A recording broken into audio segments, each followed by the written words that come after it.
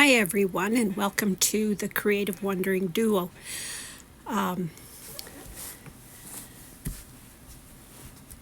Just letting you know that my voice may not match because I forgot to have my microphone on. So I am doing a voice over, and hopefully it makes sense. Now, I was thinking about doing freezer paper piecing instead of paper piecing, and that's why I showed you the Reynolds freezer paper. And there's the block that I'm going to make. I found it online, and so I went to EQ8 and did it up. And there is the one block that I have made. I made it into a 12.5-inch block. So I don't know what all I'm saying there, but anyway, yes, you can pick up the freezer paper in a lot of different places. And I find it very economical to do the freezer paper because you don't have all that paper that you have to tear out afterwards. It's a lot cleaner and not as messy.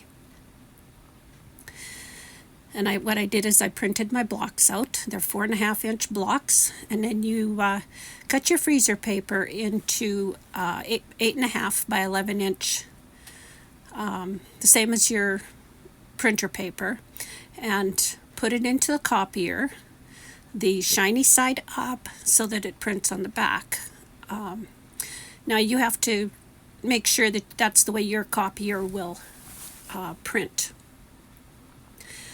And you can print out as many as you need. I printed out one of each, and then I went back in and those blocks that I had to make more of, I printed out a few more of those so that I could do my pressing first and then get going.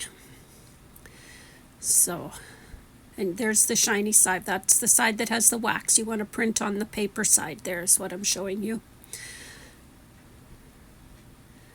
And that's the part that you're going to put, yeah, I'm telling you there, put it shiny side up into your tray.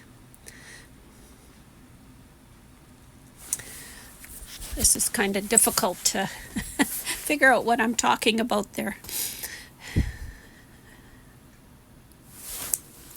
Okay, here we're over at the pressing station, and you can see some of them I printed in color, and then I did one in black and white. So you don't have to print in color.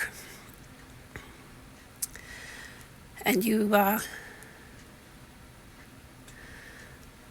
when you're pressing it to the back, you always want your correct side up towards you, and the other side towards the shiny. And you just press it on there, just like that.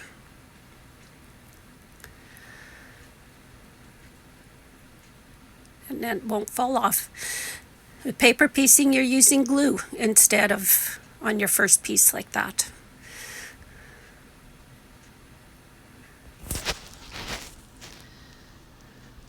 And you can see through it. You can't see it very well on here, but it does show through.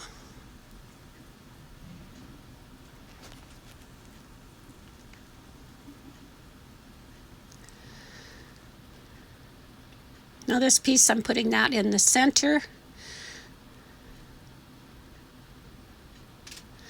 And instead of pressing it, because I'll get the wax on my iron, I don't want to do that. So I just turned it over and did that. It's not going to transfer onto your mat. Okay, I guess I'm going to have to do a voiceover on some of this because I didn't realize that I had forgot my microphone. But anyway, there I've got that piece ready to sew. And now I'm going to put this piece on. And like I was saying before, and I will do some voiceovers on the beginning of this. The right side of your fabric, you want up. You don't want the right side down, you want it up. And this is the side of the paper that has the wax. So we're going to press that on there.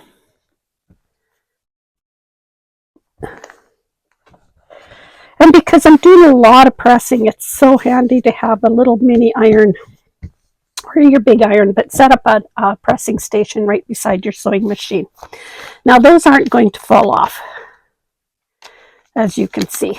Okay, so that's my first couple of pieces. Now I'll take you over to the next step. Okay, here we are at the cutting table. Now the next piece I want to put on is this piece here. So what I'm going to do is I'm going to fold this back right along that line, and this is the freezer paper I'm folding back. And I left my cutting tool over here. Just a minute. And I'm using my add a quarter ruler, and I'm trimming that off. Okay, I'll do that on both of them because this is the piece I want to add now. Just folding that back.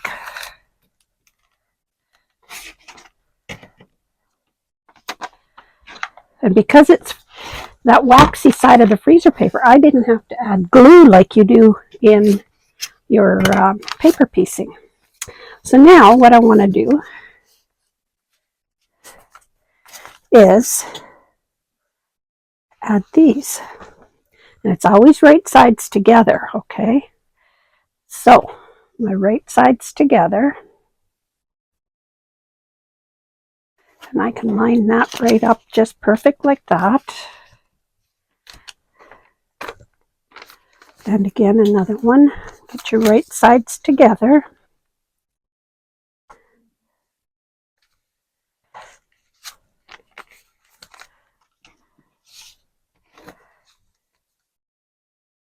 I do believe I'm ready to sew. I'm just going to take my 1/4 inch foot off, and I'm putting on an open-toed foot because I don't need to use the 1/4 inch foot.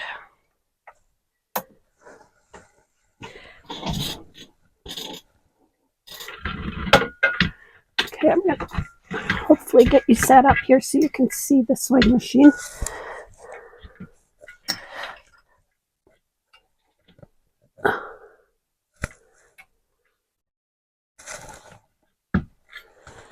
Okay, so I've got that white piece on the back, and I've just got it all lined up there.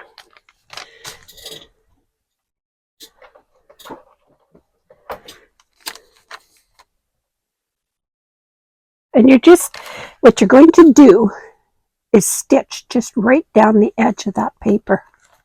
You're not going to stitch on the paper, just down the edge of that freezer paper.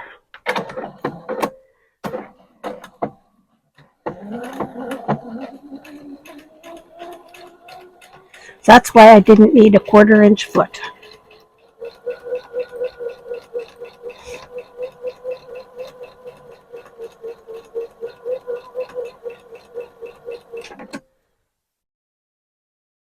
I should be able to just feed this one in right away. Nope.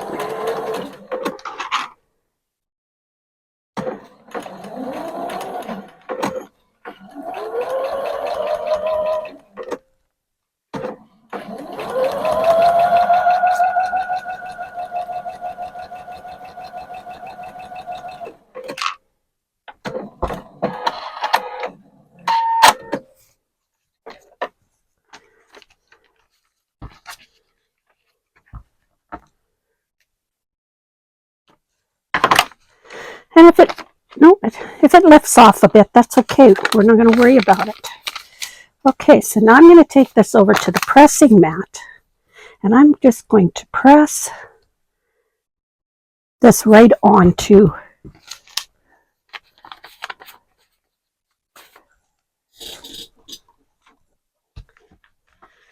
that freezer paper.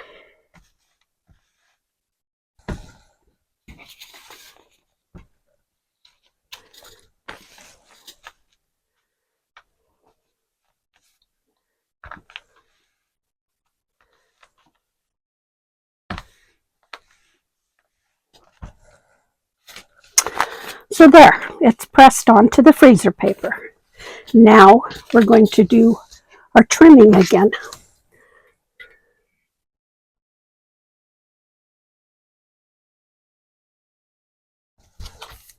So I just take my ruler, lay it along that line, fold that back, take my 1/4 inch ruler, add a 1/4 inch ruler, and trim.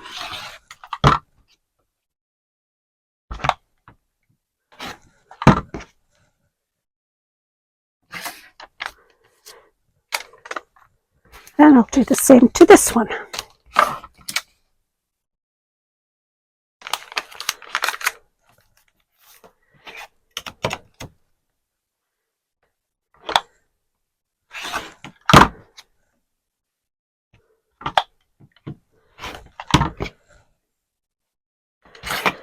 And there's that.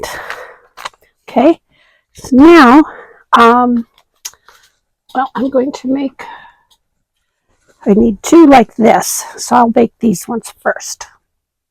Okay, so take my strips,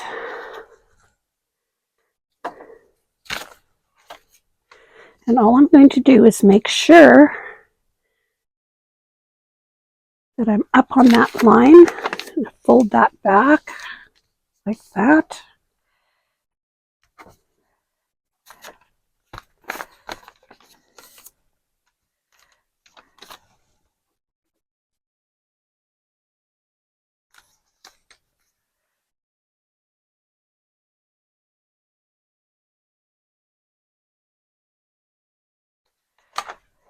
And now we're going to sew again.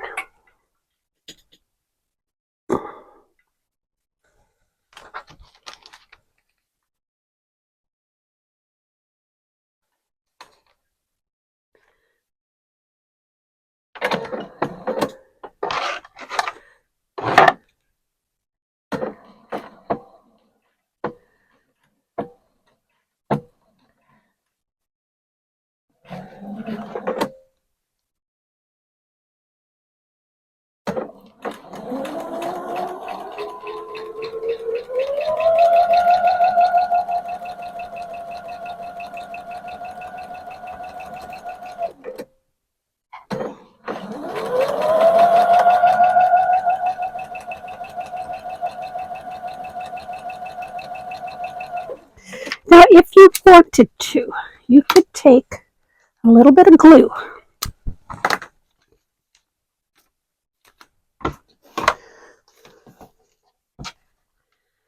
and just, you can feel the edge of the paper there, and just hit along the seam, and then line this up.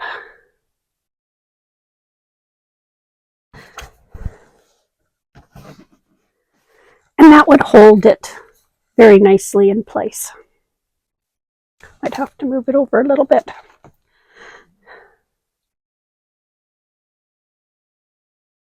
There, that's better.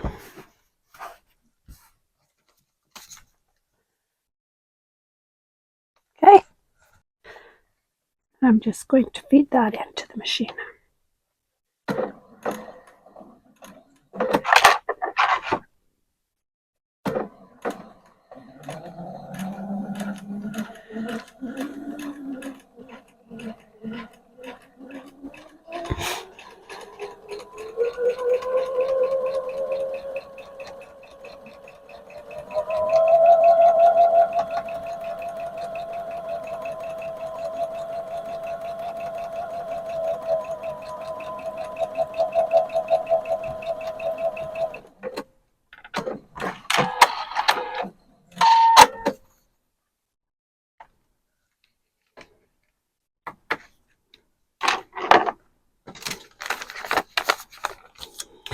Then I'm going to take it to the iron and press this one up.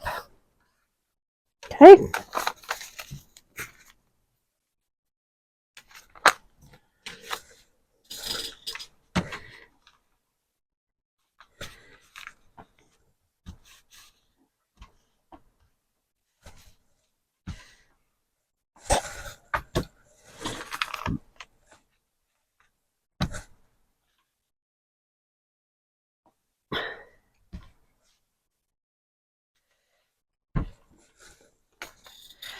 Okay, now the next piece we're going to be stitching on is this one right up here. So I'm going to lay my little thin piece of plastic, take my 1/4 inch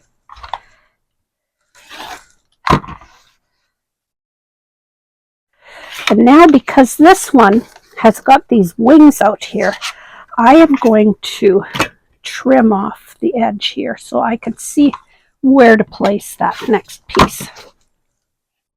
And we'd be trimming that off anyway because that's to square up the block, so it's okay to do that ahead. So the next piece we're putting on is a yellow.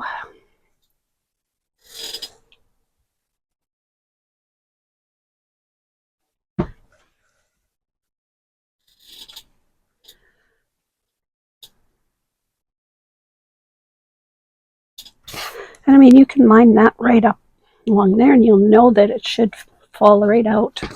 Put that point along that seam. And then it should be just about perfect.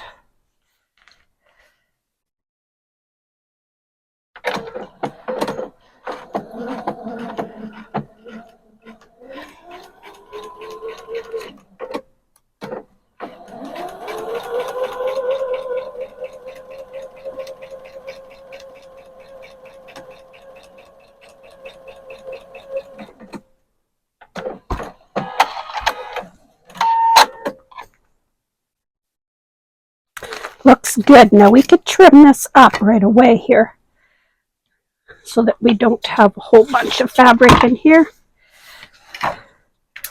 And then take it to your pressing station and press that up.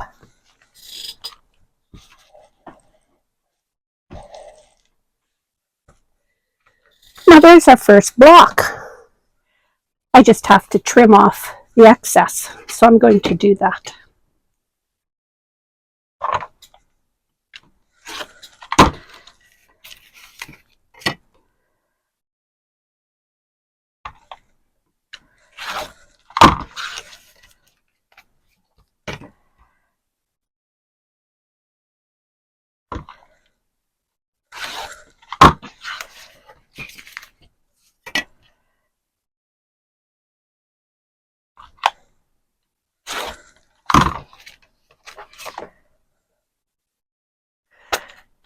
There's a 4.5 inch block. Now to take that off, to remove the paper, all you have to do is peel it off. And there's your block, perfect as can be. And that's ready to be used again. So that's all there is to freezer paper piecing.